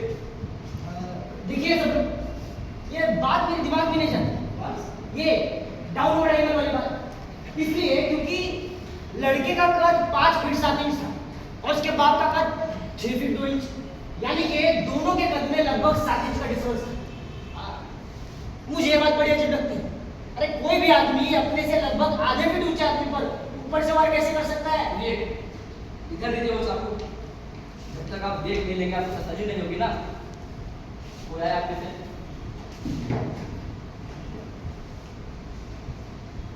ठीक है, आप ध्यान से देखिए और तसल्ली कर लीजिए। दोबारा करके नहीं दिखाऊंगा आपके लिए। मेरे कद आपसे 5-7 इंच कम होगा, थोड़ा सा फर्क होगा, कोई फर्क नहीं पड़ता। आप देखते रहिए। ठीक है। Ram, nobody is there, right? Nobody is there. आप देखिए और तसल्ली कीजिए।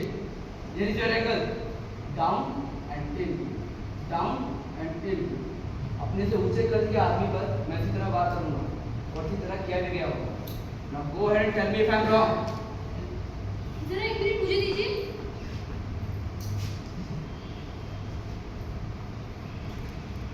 इन्हीं में पली थी मैं। चाकू में किसी ब्लेड। मुझे नफरत है ऐसी चीजों से। अच्छा, क्या किसी झगड़े में चाकू चलते देखा आपने? सैकड़ों बार। इसे ऐसे इस्तेमाल नहीं किया जाता। इसे इस तरह पकड़ा जाता है और इस तरह खोला जाता है। डाउनवर्ड अटैक करने के लिए पूरी ग्रिप चेंज करनी पड़ती है, जो कि सिर्फ टेलर में ही पॉसिबल है। तो फिर वार कैसे किया जाए? इस तरह से। मैंने स्विच मैन को दूसरी तरफ से पकड़ते नहीं देखा, ऐसे ही पकड़ते देखा है। Are you sure? Yes, I am sure. लड़का चाकू चलाने में माहिर था, ये बात हम सबको पता है। क्या आप लोगों को वाकई लगता है कि इस तरह का वार उसने किया होगा? अरे जिस लड़के का इतना तजुर्बा हो, इतनी प्रैक्टिस हो, वो ऐसे कर ही नहीं सकता। ये इतना रिफ्लेक्स एक्शन हो जाता है जैसे किसी कार का ब्रेक या गियर अपने आप हाथ पे चलने लगते हैं, जैसे कि इन्हें आदत हो। राइट। अगर वो लड़का वार करता तो अंडर-हैंडेड भी करता। सुनिए मोहतरमा, आप इतनी श्योरली कैसे कह सकते हैं? आई मीन अपने मदर करने कोई डिप्लोमा किया है? This was under-handed. कैसे कह सकती हैं आप? क्या आप उस वक्त कमरे में मौजूद थी जब कत्ल हुआ? जी नहीं, लेकिन कोई और भी मौजूद नहीं था वहाँ। ऐसा करने से कोई फायदा नहीं। I don't believe it. आपको क्या लगता है? शायद। I don't know. What do you mean you don't know? I don't know. रुकिए, आप कुछ कहेंगे? मेरी खोपड़ी बनना रही है। इस बहसबाजी से कुछ नहीं होने वाला, इसलिए मैं अपना वोट चेंज कर रहा हूँ। Not degree. क्या क्या क्या क्या? सुना नहीं आपने? मैं तंग आ चुका हूँ। I am fed up. You need to have fed up. You can tell me what? आपको इससे क्या? आप अपनी चिंता कीजिए।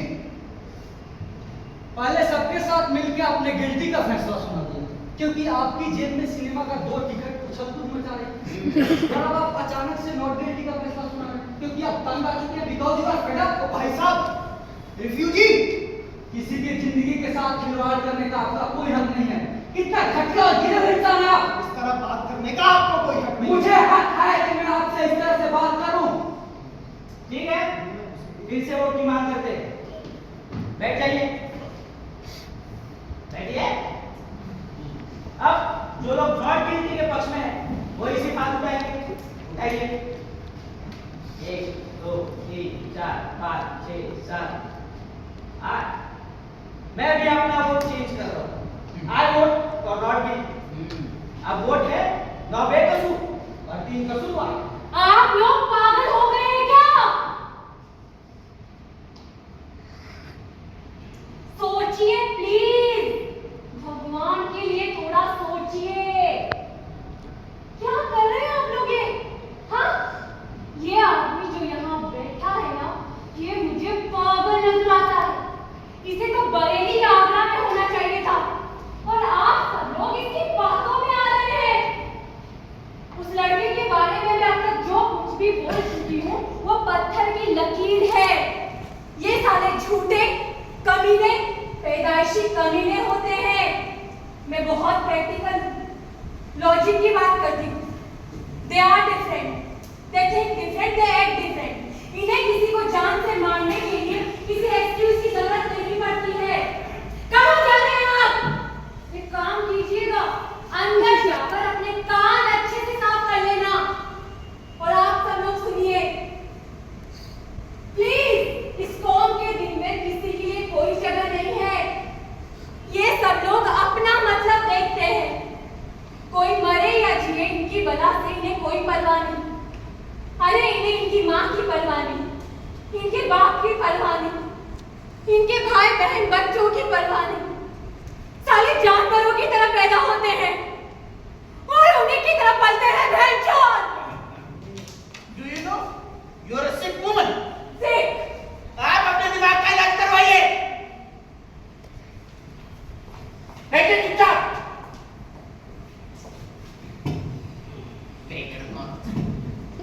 तमीज से बोल मुझसे।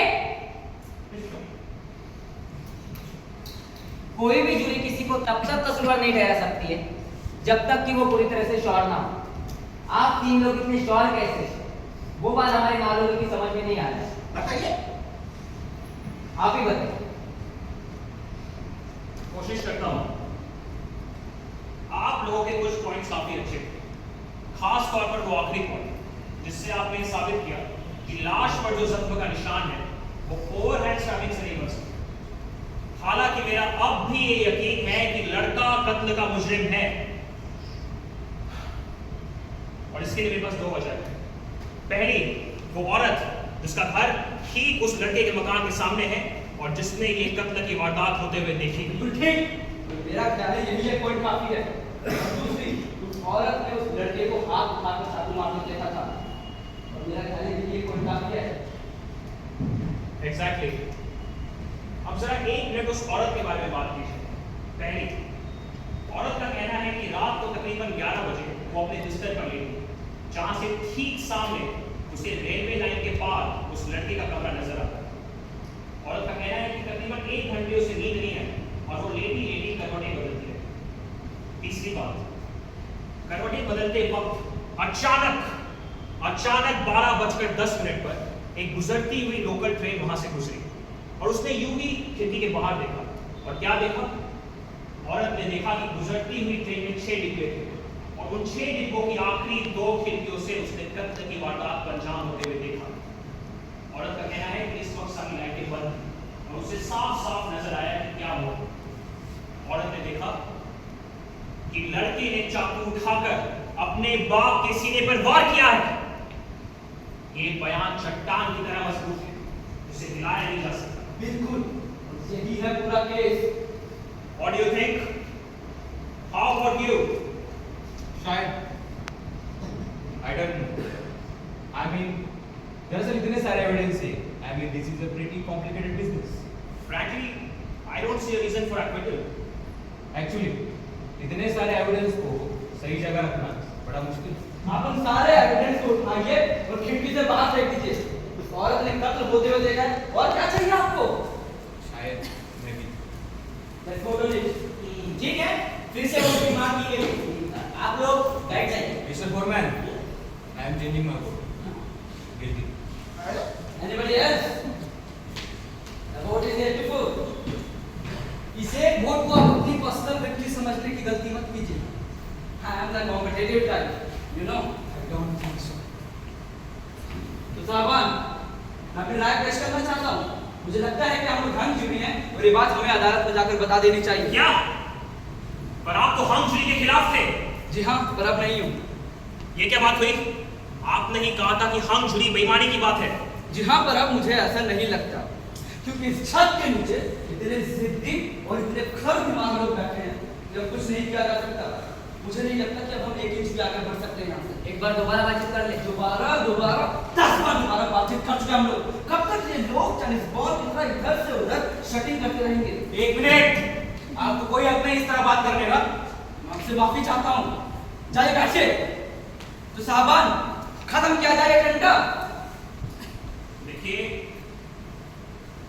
हम सब एक टाइम लिमिट डिसाइड करते हैं। अभी कितने बजे हैं?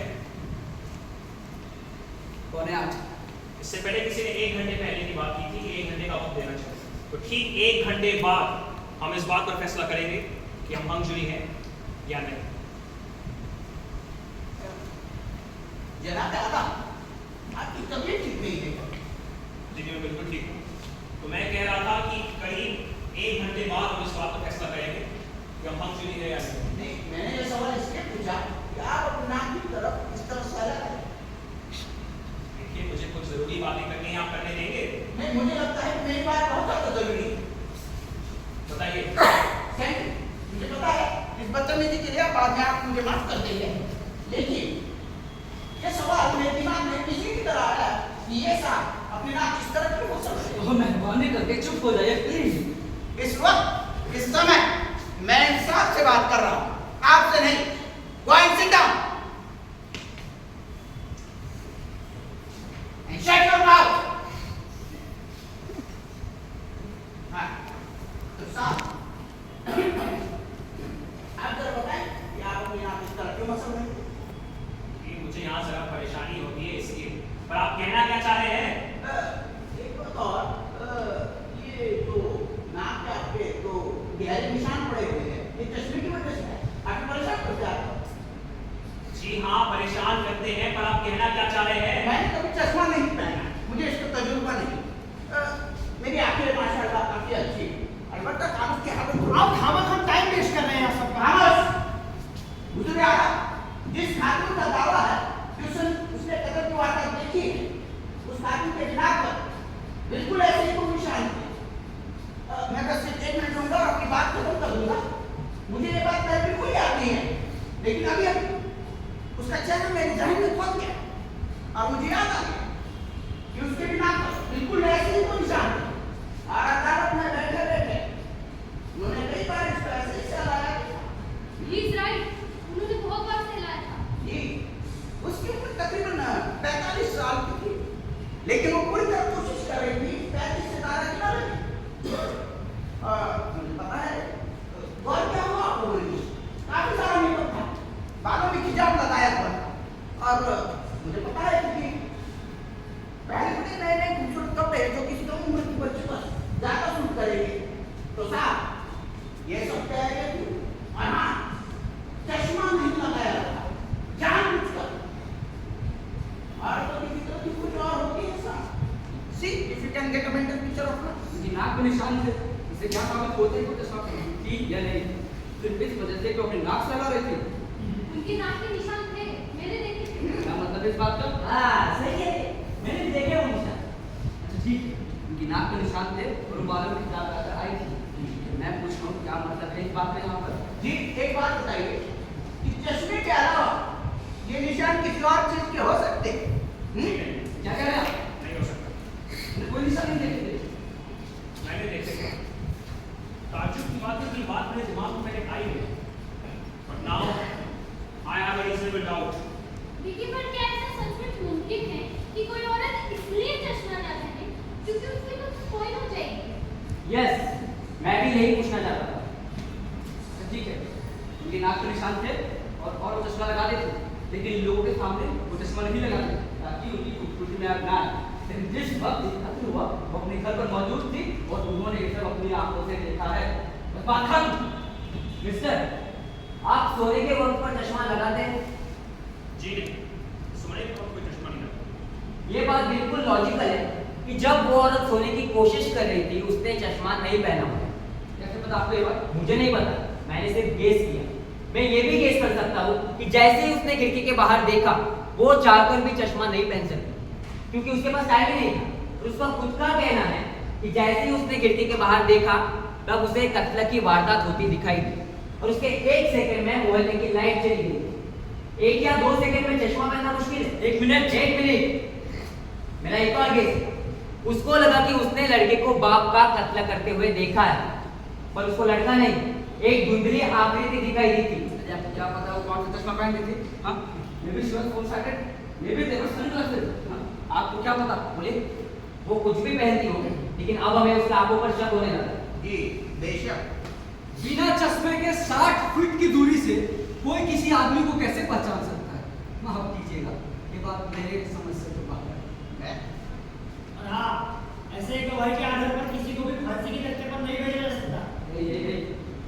जाए। क्या आपको नहीं लगता उस औरत से कोई गलती होगी? नहीं, बिल्कुल नहीं। It is not possible. No, it is not possible. It is possible. Yes, I say not guilty.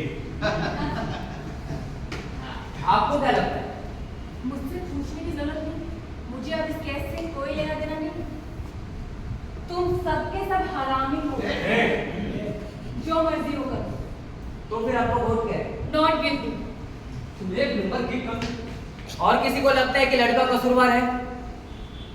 No, I am convinced. क्या कहना?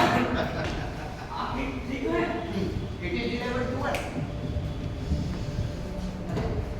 और तो कैसा है तो बोले जब तो बुरा है हाँ, या वो साहब बोले आप बोले अरे और तो ना इतनी सारी चीजें हैं जनाब आप बोलिए। क्या बोलूं? आपने तो कहा था ना कि सारे एविडेंस उठाकर खिड़की के बाहर फेंक दीजिए। हाँ? अब आप अकेले हो, मुझे फर्क नहीं पड़ता। I am my right. Yes, it is your right. क्या चाहते हैं आप? मैं अभी भी कह रहा हूँ वो लड़का गिल्टी है। हम आपको दोबारा सुनना चाहेंगे। इसमें जितना भी वक्त लगता है हम आपको देंगे। जी।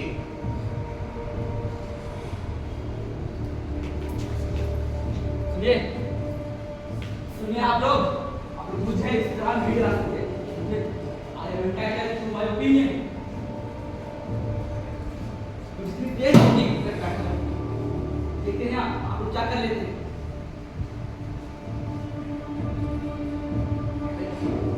अरे कोई कुछ बोलता क्यों नहीं? सुनिए आप बोलिए ना बुढ़ी का जो बुढ़ी करते अरे जिसने सब कुछ सुना अरे बोलिए। सुनिए वो चाकू वाली बात कीजिए ना। हाँ वो चाकू अरे क्या फर्क पड़ता है? ठीक बिल्कुल ऐसा चाकू मिल गया।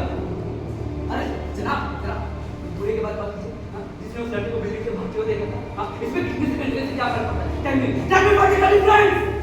अरे और जो बेहतर चीज है आप लोगों ने देखा नहीं कि हर बात का मतलब बदल गया यहाँ। चाचा वो चश्मा अरे इन्हें क्या पता वो औरत चश्मा पहनती थी या नहीं? उसने अदालत में हाथ उठाया था। यही है पूरा केस। लड़के ने क्या कहा? बोलिए बोलिए लड़के ने क्या कहा? चिक्कर मैं मार डालूंगा तुझे। जी हाँ मैं मार डालूंगा तुझे। किसने कही थी बात? बोलिए किसने कही थी बात? उसने किसने कही थी बात? उसने बताइए। आप बताइए किसने कही थी बात? उसने बोलिए। आप किसने कही थी बात? हाँ किसने कही? अपने बाप से। जी हाँ अपने बाप से कही थी ये बात। उसने अपने बाप से।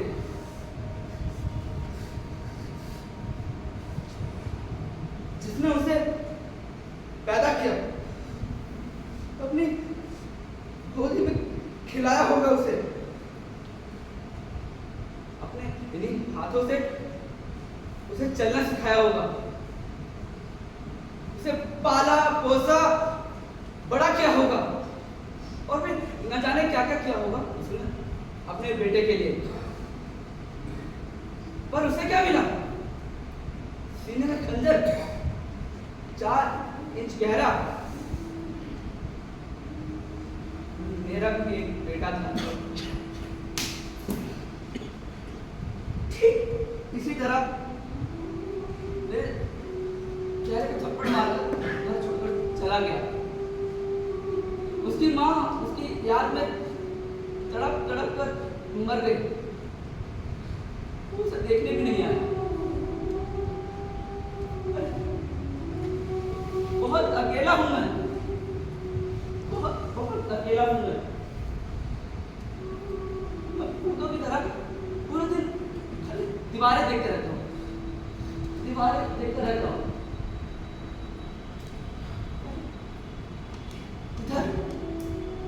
इधर बहुत खाली है। बहुत खाली है इधर। बहुत खाली। उस खंजर से भी गहरा जख्म है इधर। उससे भी गहरा। बहुत गहरा। उसे कैसे भरूं? बोलिए उसे कैसे भरूं मैं? उसे कैसे भरूं मैं? बोलिए ना उसे कैसे भरूं मैं?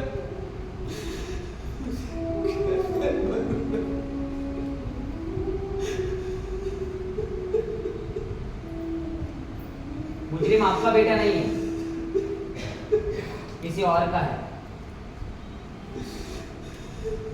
Let him leave.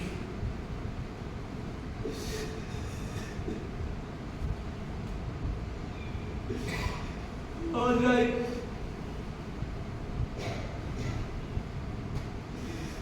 Not guilty.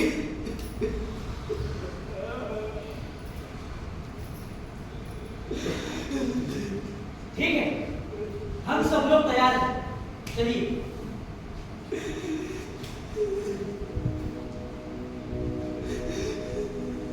अदालत आप सबकी शुक्रगुजार है कि आपने मुझे हुए फैसले को अंत तक पहुंचाया। आज पहली बार अदालत के फैसले की बड़ी जूरी को फैसला किया, वो भी ठोस सबूत के आधार पर। इसलिए अदालत जूरी की शुक्रगुजार है। ये अदालत मुझे को बाइज्जत नहीं करती है और पुलिस को ये आदेश देती है कि वो असली कातिल को जल्द से जल्द पकड़े।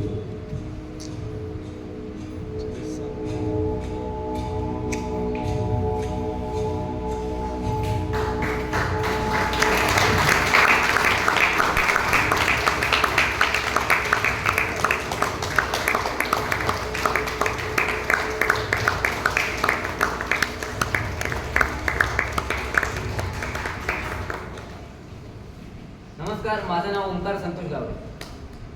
नमस्ते, आस्था पंडित. हरी बंसाली.